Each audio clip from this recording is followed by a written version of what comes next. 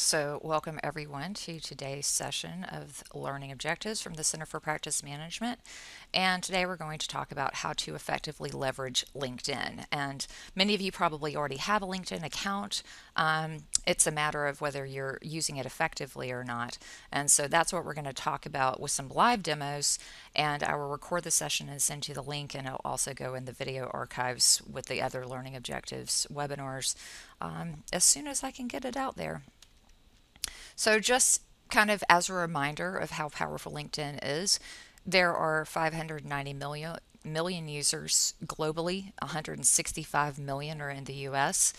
Um, kind of 57% of the users are between 30 and 65 years old, often college graduates. And if you look at the statistics of other lawyers using LinkedIn, it's almost universal. The ABA Legal Technology Survey report this year said 98% of lawyers are on LinkedIn. So the question is, how effectively is everyone using this? Not only to connect with other lawyers, but potential clients and generally getting information. So I've kind of divided this into different sections. First, we're going to look at creating a complete profile. One of the nice things about your profile is if you make it public, this gives you good Google availability. It's really hard to get search engine optimization for a website these days. But if someone just searches your name on Google and you have I'm going to show you how to create a public profile in LinkedIn, then people will be able to find you through LinkedIn. So it's a good marketing tool, as well as a communication tool. You can post content, you can write articles, and then react and communicate with other people about things that they've posted. And then we're going to talk a little bit about how you connect with people and how you find people to connect with in your network. The other thing is, I will remind you, a lot of times LinkedIn will pop up and say, do you want to connect your contacts with LinkedIn? And basically, it goes into your Google contacts or your Outlook contacts and sends an invitation to everybody in them. Do not do this. The reason is because most of us have contacts in our Outlook or Gmail that are old, may not be people we want to contact with, a lot of clients, things like that. So even though it kind of bug you about that, resist the urge. And then we'll talk about some other things in terms of like groups and interactivity. So first thing we're going to cover is looking at your profile and what you can do with your profile. So I am going to hop into my actual profile because that's the only one I can show you.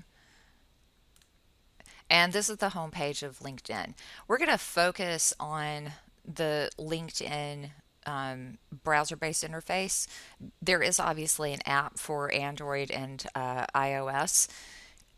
What I would suggest is you get everything set up in the desktop browser version, and then use your mobile device to get on the app, post things, like things, comment on things, but it's you can make updates. It mostly works like the browser, but there's some limitations. So mostly I'd get everything set up here in the browser and then kind of interact with it on the app.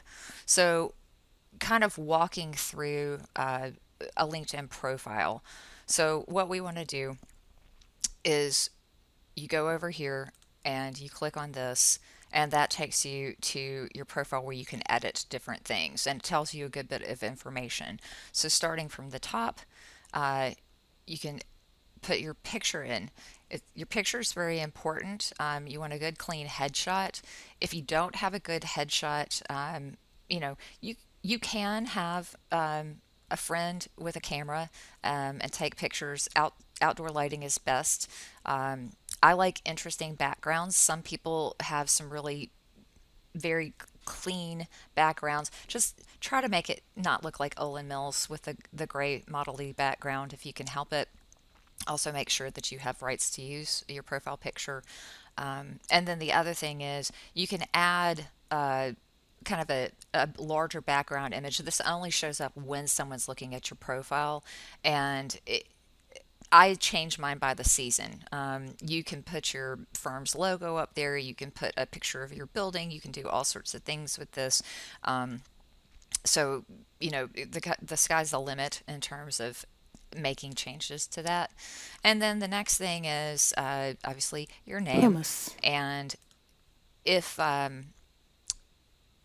if you've got a double name like I do that's not hyphenated, you just have to put your maiden name in there like this. It's a little there's not a lot of options unfortunately, but this will work. And then you just go through, and for each of these sections you can click the pencil icon to make any changes. So they want your former name, and that's how I put it. If I had a hyphenated name, I would just be able to put it all there. It also makes it where you can change the visibility. You want to have a headline, which will be pulled from your most recent experience or your job, unless you change it, and then your current position. And then you don't have to show your education in the introduction, or you can. I think that it's useful because anything that your connections can see that helps them relate to you. So, for instance, if you went to school locally, that kind of Vamos. immediately sets up the network. So, the more the better in terms of what you can do to show people what kind of connections you potentially have. And then pick your industry and then click save. So, kind of going down, there's this kind of about section, and it should be briefer than what I have. And that shows way up at the top of your profile. And it basically is a description of who you are and what you're about. And it really depends on what you're really trying to get out of LinkedIn, as to what you put in there. So if you're on a job hunt, then you may say, looking for opportunities in X, Y, or Z, or recently graduated and looking for work with a firm that's doing X, Y, or Z. You can change this as often as you want to. Keep it brief, and do fill it out. A lot of people don't actually fill it out, so that's one thing to be aware of. If you are looking for jobs, you have this opportunity to say that you're open to job opportunities. And if you click on the pencil again, you can say where you are, what types of jobs you're looking for, who you make this available to, recruiters or everybody on LinkedIn, so you can make changes to that. Then if you scroll down, this is a new section of your profile, and it's called featured. And basically, if you want to add a featured article, so something that you've posted to LinkedIn, you just pick one of the articles that seem to be doing well, or an article or a post that you made that wasn't doing so well, and add that up there. Something that you feel like didn't get as much traction as it should have gotten. You can add the featured content. You can add posts, articles, links to your website or other web content, photos, documents, presentations. So you have a lot of options in terms of what you put up here in the featured. But again, this is a new thing that you can do, and you can switch it out whenever you want to. We will go back to the dashboard in a second. This is, you don't, without paying for LinkedIn, you don't get a whole lot of analytics with it, but you can see who's looked at your profile, who's looked at your posts, how many times you've appeared in search, and we'll look at that a little bit in more detail. The next thing is showing all your activity. So we're going to talk about how to interact with LinkedIn, but you can see what you've posted, what you've interacted with. So, I've commented on something. It shows all of your activity. Then you have this whole section that's basically your job experience, where you worked. You don't have to put everything since the dawn of time. I don't. Obviously, throughout Vamos. my life, I've held plenty of other jobs, Vamos. and I just don't feel like it's necessary to put them all in there, and that's fine. Where you went to school. This section is something that there's two sections, one volunteer experience, and then if you scroll down, accomplishments. And so I want to go over these a little bit more in depth. And if you want to add something like volunteer experience, what you do is you go up to the upper right corner here under add profile section, and then you look through. And so the volunteer experience section is under background, and you would just click this button to add it. Once you've added things, you click on it, you put the organization it's in. When you start typing the organization, say we're going to say, when you start typing it, you'll see that it starts filling in for me. Make sure to click that so you're connected with the network of people who also have relationships with the American Bar Association, whether that's people who work there or people who are volunteer members. And then you can put your role. Now, if you want this to kind of show up for people and leverage this networking extension, this can just be member. And don't worry about the cause so much. If if you do have a volunteer role, you can click on I'm currently volunteering this role, otherwise put it on there. Then you can have a description. Because I was co-chair of ABA Tech Show up until February, I had this active and I had to save the date for this year's show. Now that I'm no longer on a past chair, I put I would I changed that to be next year's show. So you can promote things that you're working on, that you're active in, that you're passionate about. And again, you don't have to do them all, but just the ones that you feel like are important for people to be able to see, and also the ones that you can kind of connect with that network. The difference between that and this accomplishments section is if we open up accomplishments, this is they can put publications, patents, courses you took, projects you've worked on, honors, test scores, language, and organizations. And so I've done two of them, organizations and publications. And so if I click on this and edit it, I can add things. Now, one thing you'll notice is we don't get to kind of generate that interaction with the members of these other groups because there's no way to drop down this menu and kind of connect. So that's why I use the volunteer section for a lot of stuff, is to extend my ability to network with people. But I do want to put this stuff in there so you can go through and add accomplishments, whatever you want. I put, this obviously is a much longer list, kind of my CV, if you will, of my activities. And then in the publications, I publish a lot with a lot of different people. Frankly, I can't keep up with it. And so what I decided to do here was put the blog that I currently blog at and the blog that I formerly blogged at, because a lot of times I'll capture content that I've created for other people and put them in there. So that's really where I want to direct people. Otherwise, this would be pretty long and may or may not resonate with people, because you don't want to get too crazy. And then this interest section, you have no control over this. So your interests are going to be automatically pulled from people you follow, groups that you've joined, and then organizations that you're involved with in some way. So the interests, you don't have a lot of options. Scrolling back up to the skills and endorsement section, I have mixed feelings about the usefulness of the skills and endorsements. I think this was stronger a while back. And if you remember, LinkedIn used to pop up all the time and suggest a skill for you. They don't seem to do that anymore. But you can add skills, and people may endorse you for those skills.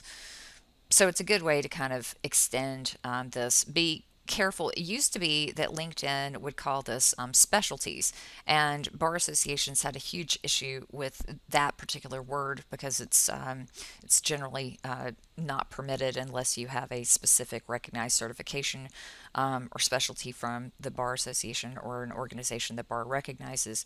Anyway, the good thing is we don't have to worry about that anymore, because they've turned it into skills and endorsements. And the endorsement is not an active endorsement. It's just somebody who says, yes, I agree. She knows how to do legal research.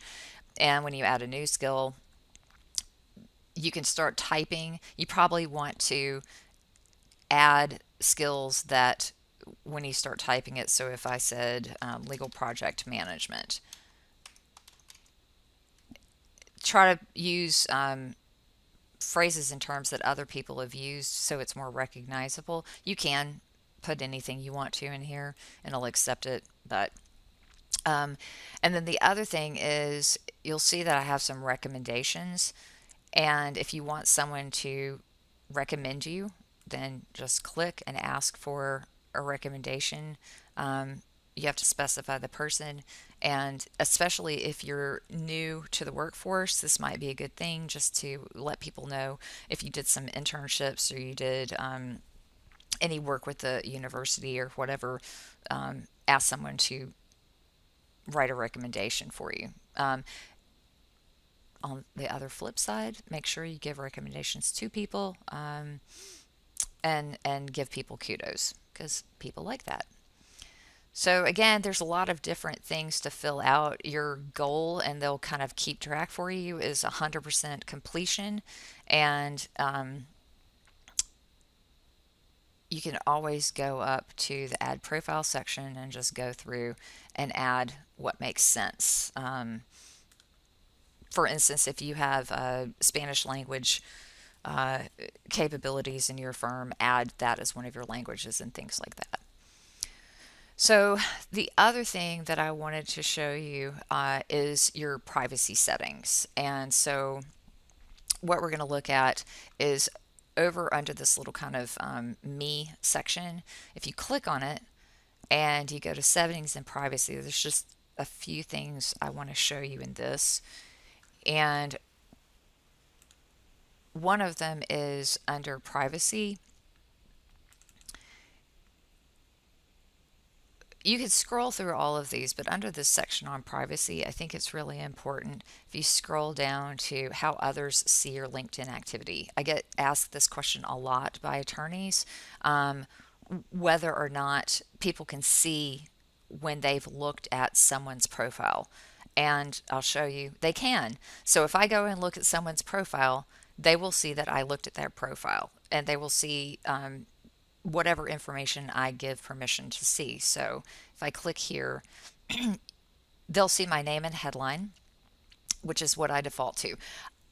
Because I'm not looking at jurors or doing anything that may be considered ex parte or anything like that, I have no problem letting people know that I've looked at their profile. And in fact, sometimes it's a good thing because I'll look at their profile and then they'll send me a connection. So it's not always a bad thing, but if you're trying to kind of remain incognito, you can switch over to private profile characteristics, just someone at your organization. Now, of course, if it's the law firm of, then you're not being too sneaky, so you can choose anonymous LinkedIn member.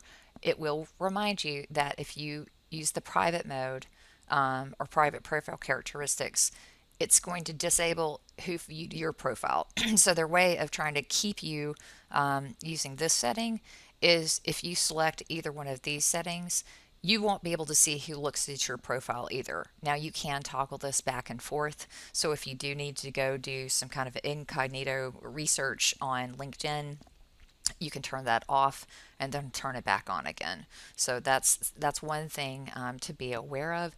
The other in your account settings, and this is just best practices for every single online thing that you do, is make sure that you turn on two-factor authentication. It's usually through your cell phone, so it gets a number to send a verification to. The other thing is which devices remember your password. I use a password manager called LastPass, so I don't actually let my devices remember my passwords. I fill it in with a third-party tool. That way I don't have to worry if somebody gets my device, which I'm not too worried about. And then the other thing is see where you're signed in. Make sure these are you. With your computer and your phone is usually going to be what's going on here. If you see something that looks strange, just sign out. So that's kind of the security settings that you should make sure are enabled. And there's lots of other things in here too. one of which is notifications. And so, you're trying to use this hopefully to expand your network, to be able to communicate with people. And sometimes you're not checking your phone, and sometimes you're not looking at LinkedIn. So, getting in-app notifications won't always prompt you to go over. And a lot of people are kind of you interact with your email all the time.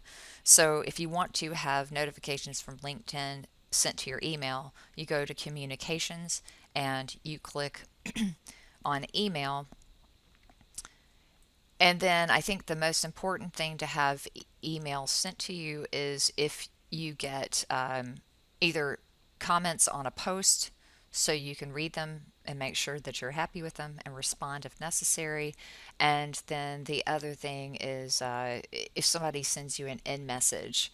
So if you click to open this, in mails that you've received, because LinkedIn has its own kind of, in Twitter it's Facebook Messenger, in Facebook it's Facebook Messenger, and Twitter it's direct messaging, and in LinkedIn it's called InMail. But we'll look at that in a second. But people can send me messages directly through LinkedIn, and they do a lot. And so I may or may not remember to go over to LinkedIn to look and see if someone sent me a message or mentioned me or something like that. So I have emails sent to my inbox, so that prompts me to go over into LinkedIn and interact with people. And so you can set this all up. You can also set up the frequency for each one, either as it happens or the weekly digest.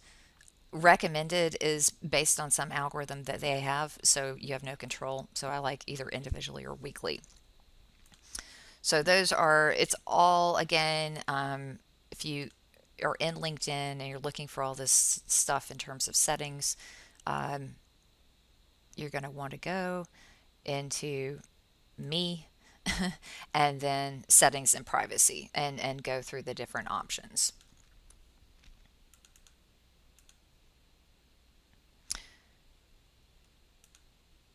So next thing we're going to talk about is adding content. There's a variety of different ways that you can add content to LinkedIn. And so the most probably obvious is creating a post. And when you create a post, you can change the visibility. If you have a Twitter account that is tied to your LinkedIn, which you can do, uh, you can send it to both Twitter and LinkedIn. You can post to only your connections. You can post to a specific group, or you can get really granular with it. I typically have it sent to everybody on LinkedIn or off LinkedIn. Everything that I post is public. I am trying to get exposure. If that's not what you want and you want to use it as more of a closed network, then you have a lot of options in terms of just connecting, posting to connections only, and things like that. So when you start a post, you can put in hyperlinks, you can put in content, and you can also, and this is actually something that you should try to do whenever possible, add images or video, because people really like pictures. And so you just click on the little camera icon and it'll pull up the images. And so this is the first one on here. It's my kitty cat, and you can add alt text. Please do not really do this. I'm just showing you. And then say something about it. The other thing it does is suggest hashtags. And so you can add hashtags to this. And if you know a hashtag, and we'll look at how you can find common hashtags, we could say cats of Instagram. Things like that. So start typing and it'll pull up a list of other hashtags people have used. The other thing is, if you want to get other people to pay attention or you want to call someone out, you can say, put the @ symbol and then kind of tag someone in this. And so we'll tag Eric. And then I can write my text. So hashtags and tagging and images and all of that is just another way to get people to pay attention to your content, to get your content out there further. Eric's going to get a notification that I've tagged him. He's going to go look at it. Maybe he'll amplify the content for me and all of that. So that's kind of the strategy behind just a basic post. We will not really post that. The other thing that you can do with LinkedIn is you can create articles. And so when you click on write an article, you get a whole new page. And for those of you who have considered blogging and either haven't had time to set up a blog or just think the commitment is a bit too much, you can use LinkedIn as a blog platform. And so what you do, you've got the heading and information that Google actually looks at from a search engine optimization perspective. So this stuff's going to get picked up by Google. You have some formatting options. You can upload a picture. Again, pictures are always a good thing to add. And then write your blog post. And then once you're finished, you can click publish. It'll save it to a draft if you don't publish immediately, so you can go back and look at what you have in draft, what you've previously published, or have a new article. You can delete these whenever you want to. So this is a kind of separate but part of LinkedIn, is this kind of publishing platform that they provide. If you have your own blog, you could publish it in both places. If you publish the same thing in two places on your own website, Google will kind of knock you for that. But if you publish it here and on your blog, you shouldn't get any detrimental effects from SEO. So other things that you can do is you can, to interact with LinkedIn, is you can add slides. So if you scroll all the way over to this section called work, they've put a lot of stuff that was formerly kind of more integrated into LinkedIn into the separate products. And so they bought lynda.com, which is a training platform. So if you need training for all sorts of different software, you can go and sign up for learning through lynda.com, post a job, other things. But two things that you want to be aware of is this where groups went. And then this one is the one we're going to look at called SlideShare. So you will have to actually sign up you can sign up through your LinkedIn login. So I'm going to log in.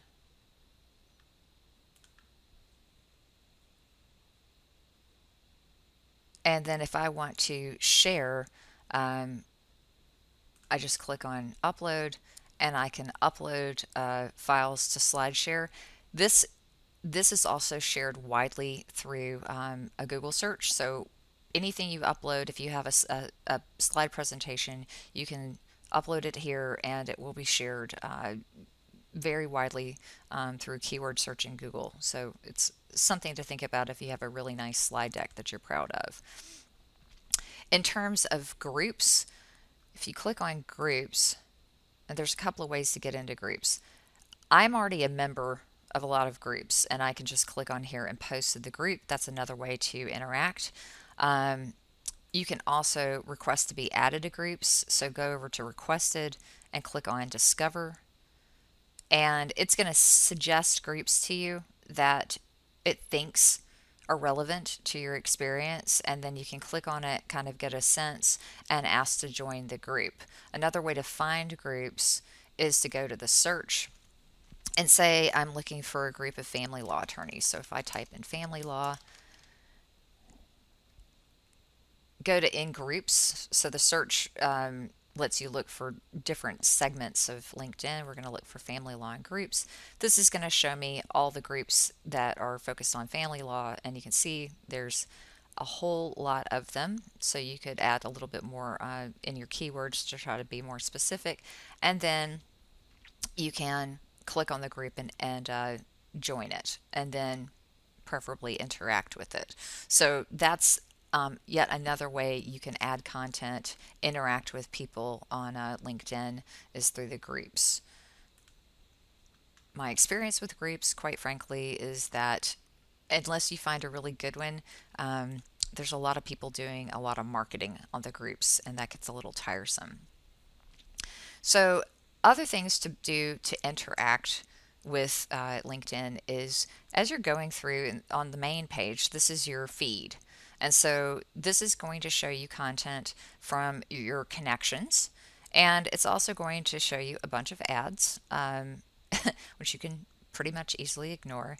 And then you can also see, and this is kind of useful, is you can see when your first connection makes a comment or likes someone else's post, this person might be someone I want to connect with. You can see what your connection is. So I'm not connected directly to this person. If I mouse over, I can connect with this person. So if I feel like this person is providing valuable content, I've got a mutual connection with them, then I might want to go ahead and connect with this person. And so that's kind of what your feed is made up of. So if you see a post that you want to interact with, so, and this is a good example, here's Courtney. Um, Here's a link to her article. She's used a hashtag. A number of people have interacted with it. I can like it, but when you mouse over, you get like, this is celebrate. I don't see a lot of people using love on LinkedIn, but feel free if it's about pets, of course. I like insightful and curious. So, unlike Facebook, you've got a few different options in terms of how you show your interest in a particular article. You can comment on it, obviously, and then you can also share it through your feed. So you're posting this a little bit more widely, helping Courtney out. You can add comments, you can mention other people, and again, sharing other people's posts endears you to them. So don't be hesitant to do that. They put it out there for a reason. If you help get them some exposure, that's fantastic. So, how do you connect with people other than going through your feed? There's a couple of ways. So, like I said, if you see that someone has commented or posted on someone that you're not directly connected with, you could always connect with them and send the note. So, if I go to this guy and click on connect, it sends him a connection, and hopefully he'll respond. Um, the other thing you can do is go into my network, and you'll see some other stuff. Like I was invited to follow a page, and we'll talk about business pages, so I'll accept that invitation. And then it basically starts pulling up people based on, again, these networks that you've identified that Yes. you're kind of already in. So, um, people I may know who have relationships with University of Alabama or in Chicago and have similar backgrounds or similar interests, nonprofits. And so I can go on and click connect and connect with these people pretty quickly. So once a week, go through and look at my connections through my network and the suggestions, and you can connect with these people. Add a couple of people a week while you're building this thing up. Um, the more the merrier. It looks like I have like 6,000 connections, which is not Yes. a bad thing. So, connect with people when you see somebody comment and you want to, you can also get an introduction to people um, through other link. Like if you see someone's connected to someone you want an introduction with, ask your contact on LinkedIn to introduce you.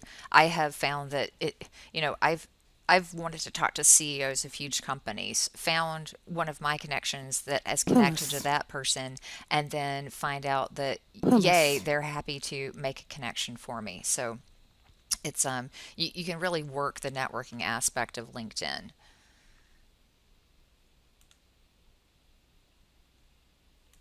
The other thing, oh, you can search for if you want to find people, and I just recently did a search for College of Law Practice Management. So say I want to connect with people. I'm in the college, but I'm probably not connected with everybody in the college. So I'm going to go to their page. I'm going to look under people, and it's going to show me other people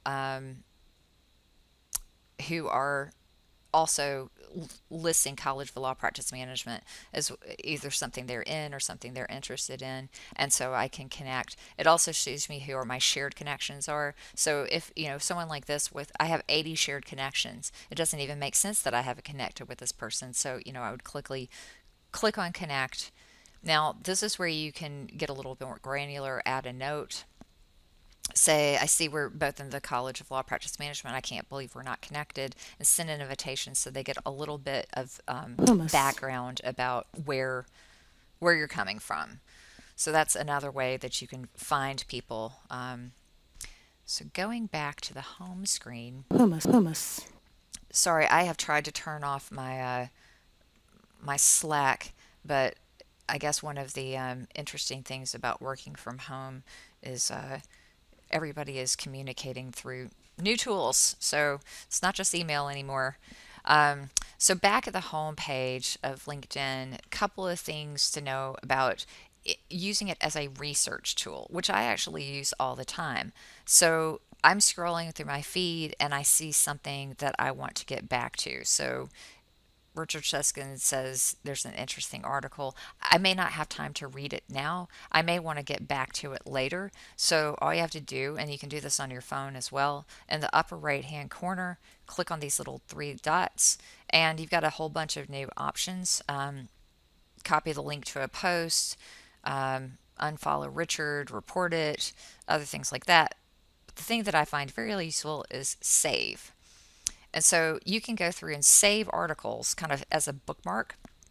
And then when I click on over here in this column, saved items, all the things that I've saved to read later are over here. So sometimes, like I said, I don't have time to really explore what I see, but it looks useful. So I just save it. So another thing is after you're interacting with LinkedIn and you want to make sure that you're kind of aware of what is resonating with other people, is that you can get your own little analytics. So I'm going to click into my profile. And if you scroll down, remember I said we have a dashboard. And so you can see who's viewed your profile. And this will give you a sense first who, you know, whether more people or fewer people are viewing it over a timeline, who's looked at it.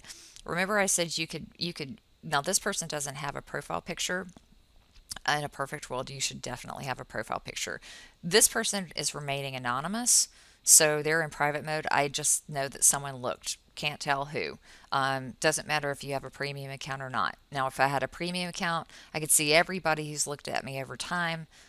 Frankly, I'm not that concerned. um, but you can get that if that's something that you're interested in. And if you go back to your dashboard, something else I think is really useful is the post views. So when I post content, I want to know that I'm resonating with my audience. And so you can look at all your activity. This shows anything that you've liked or commented on. This is if you were using this as a blog platform.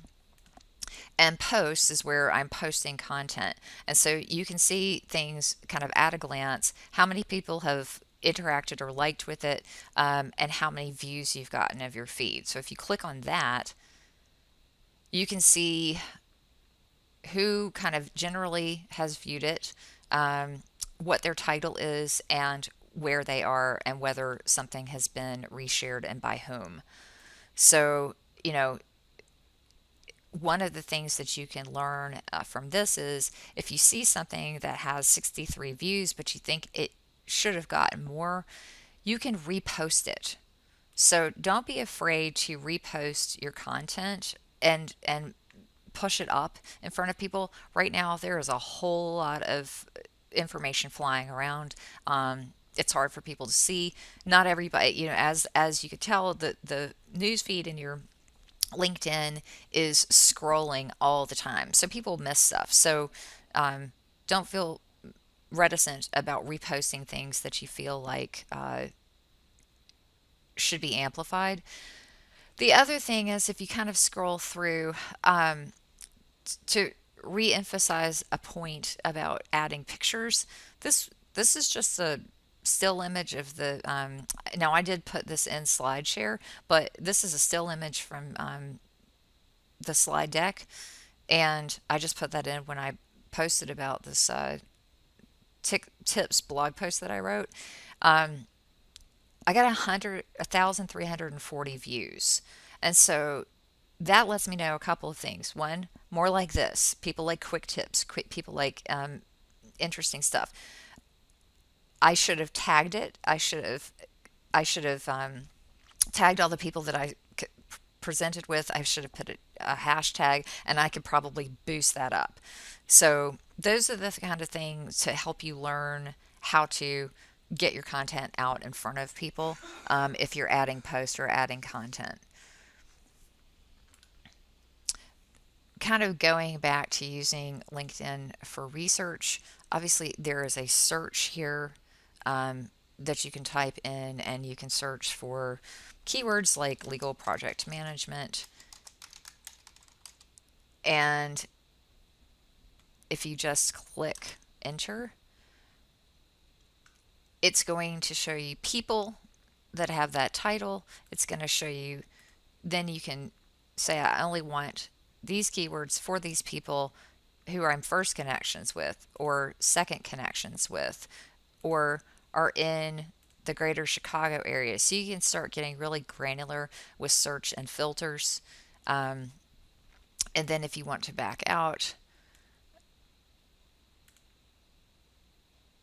and see all the search options that you have, you can look under jobs, content, company, schools, grouped, features, posts, all sorts of things. So the search is mostly powerful in its ability to filter the content to get you what you want. It's not a great search for getting content, it's a great search for connections and who's doing what and who seems to be knowledgeable in certain subject areas and things like that. You can also search groups like I showed you. There's also the ability to search a hashtag. And so if you scroll down here on your home page, there's a section called followed hashtags. So you can see that I'm only following this one hashtag. So say I wanted to follow some more. If I click on see all,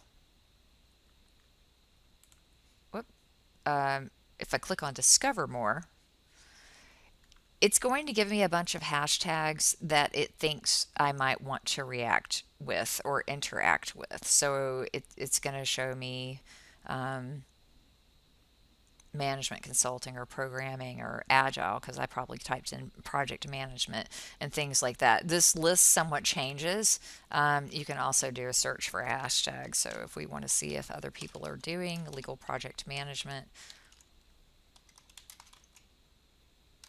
and that is not a hashtag. So you have to be a little flexible. But once you find something, you can follow that hashtag. And then you can actually click on it and see who's posted using this hashtag. So it's another way to discover content, but also interact with content with people who have similar interests to you. And you can see here's the groups that I belong to and all of that. So it's a lot. I mean, quite frankly, I just mostly go about my business posting new stuff and interacting with people and trying to remember to send out invitations to folks. The last thing I want to cover real quickly is the concept of a LinkedIn business page.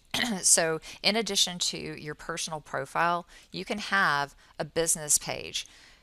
To be clear, with the business page, the benefits are, if you've got people who've worked for you before, they won't have a gray box. They can actually interact with your firm, which gives your firms a boost. Like a Facebook page, this is discoverable through search engine optimization, but you don't really interact with a LinkedIn page. You just create a business page. And so you click on create a LinkedIn page, and small business and set it up. And then once you've done that, we'll find the bars page.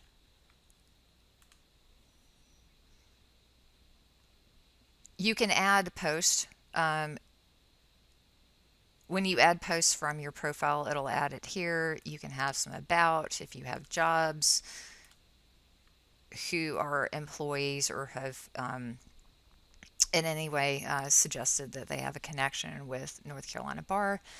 So you can create your own little business page, and there's absolutely no reason not to. And again, it gets some search engine love, which is hard to get for a normal business page. So I've got chat open. Um, if you have any questions, you can chat, or I will show you a resource that I think is super useful. Dennis Kennedy and Allison Shields are two people who have written multiple books on LinkedIn. This book is available through Amazon, but if you want to, oddly enough, read a book about LinkedIn, this is an excellent guide to leveraging LinkedIn and what it's all about by two people who've written several books on LinkedIn.